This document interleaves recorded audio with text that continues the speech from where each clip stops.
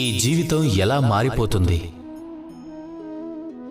కొంతమంది అంటారు నిరంతరం కర్మలు చేయటం వలన, ప్రయత్నాలు చేయటం వలన ఈ జీవితం మారుతుంది అని. ఈ రోజు నేను మీకు అర్థమయ్యేలా చెప్తాను. ఒక్క క్షణం, సమయం, అలాగే నిర్ణయం చాలా ముఖ్యమైనవి. ఒక్క క్షణం సరిపోతుంది. కొన్ని క్షణాలు ఎంత శక్తివంతంగా ఉంటాయంటే అవే మీ సమస్త జీవితాన్ని మార్చేస్తాయి. ఒక క్షణం శ్రీరాముడి దగ్గరుంది.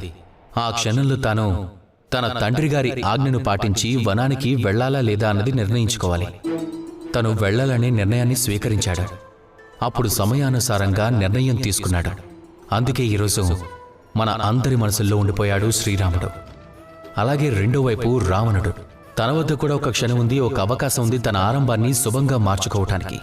తను అన్నీ మర్చిపోయి తన మృత్యువును ప్రార్థించుకున్నాడు.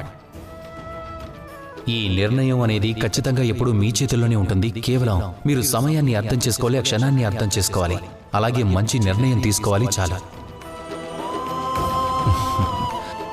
అర్థం చేసుకోండి సమయం యొక్క అభ్యర్థన, అర్థం చేసుకోండి క్షణం యొక్క కోరికని, అలాగే మంచి నిర్ణయం తీసుకోండి. నాతో పాటు ప్రేమగా చెప్పండి, రాధా కృష్ణ.